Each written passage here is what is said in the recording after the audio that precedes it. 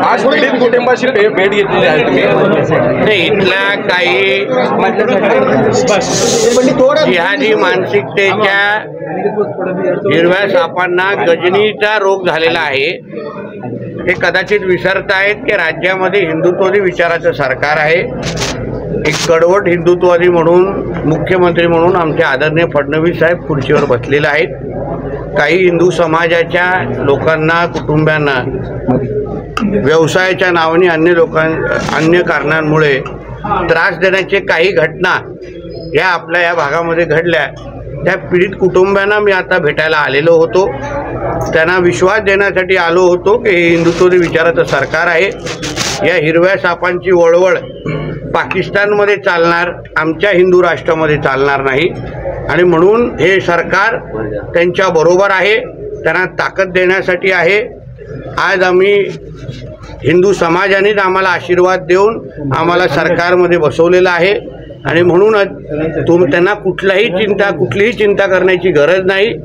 आज जसं सरकारमधला मंत्री म्हणून मी त्यांना विश्वास देण्यासाठी आलेलो आहे, तसंच आमच्या देवाभाऊचं सरकार हे पूर्ण ताकदीने या भागातल्या हिंदू समाजाच्या बरोबर उभा आहे, हा संदेश देण्यासाठी मी आज आलो होतो। सर, आता 2-3 दिवसात बकरी सण आहे, मोठ्या प्रमाणात बोकड वगैरे कापण्यात येत आहे। प्यारे खान जे अल्पसंख्याक आयोगाचे अध्यक्ष आहेत, त्यांनी म्हणजे काल एक असं सांगितलं आहे की मी फडणवीस आणि गडकरींसोबत फिरतोय, त्यांचा तरी संस्कार घ्यावा नितेश राणेंनी, असं त्यांनी ते फिरत असले तरी पण मी फडणवीस साहेबांच्या मंत्रिमंडळामध्ये आहे आणि म्हणून त्यांनी मला संस्काराची आठवण करून देण्याची गरज नाही।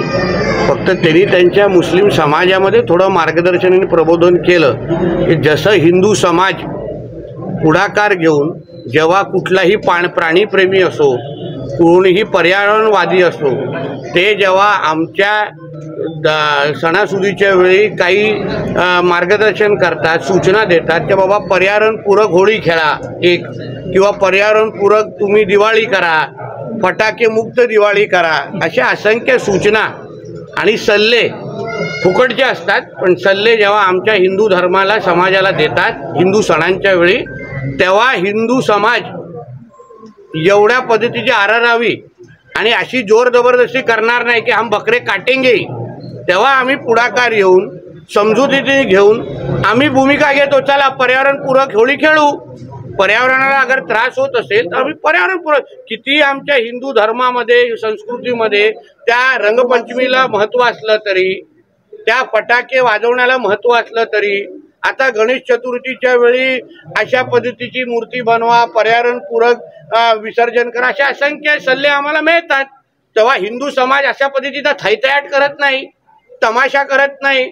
जसे ह्यांचे मुल्ले मौलवी 2-3 दिवसापासून बकरी ईद मध्ये बकरे का हम कुर्बानी देंगे असे आमचे साधू संत अशा पद्धतीची जोर जबरदस्ती आणि अशा पद्धतीची आरेरावी हिंदू सणांच्या वेळी करत नाही। म्हणून हे जे कोण प्यारे खान किंवा नावाचे जे व्यक्ती आहेत त्यांनी त्यांच्या जे जबाबदार पदावरच आहेत, किंबहुना त्यांच्या धर्मामधले जे काही जबाबदार मुल्ले मौलवी जे कोण असतील त्यांना त्यांच्या धर्मामध्ये एक पर्यावरणपूरक बकरी ईद साजरी करू। जे हिंदू धर्म ऐकतो ना तेव्हा आम्ही थैथयाट हिंदू धर्माचे लोक करतात का?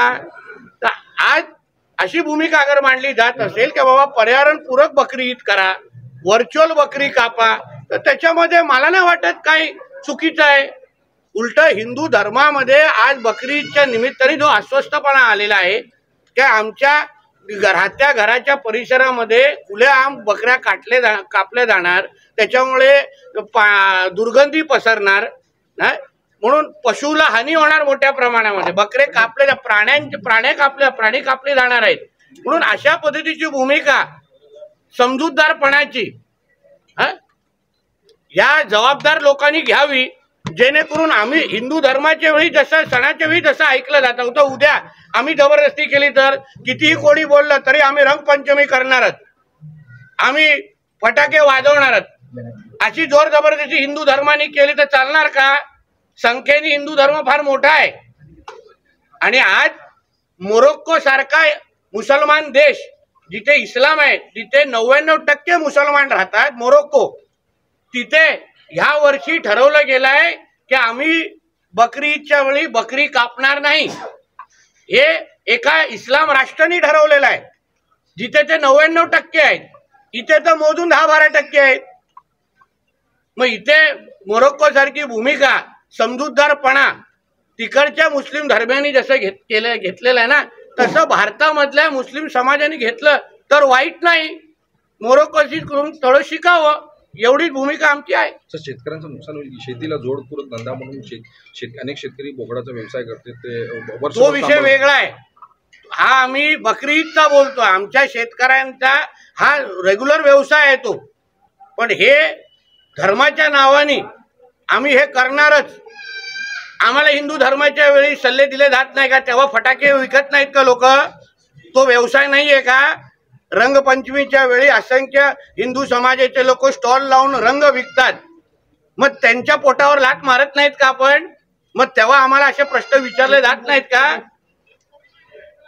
कळलं ना तुम्हाला? म्हणून जो समजूतदारपणा हिंदू धर्म घेतो तोच समजूतदारपणा मुस्लिम धर्माने पण घ्यावा. एवढा सरळ सोपा विषय आहे. तर मागच्या वेळेस तुमच्यावर एक इथं भाषण केल्यामुळे गुन्हा दाखल झाला होता, त्याचं काय पुढं प्रोसेस? तुम्ही पोलिसांना विचारलं पाहिजे. जे पोलीस आदेश देतील, जे माननीय न्यायालय आदेश देतील, मी मान्य करेन, मला हरकत नाही.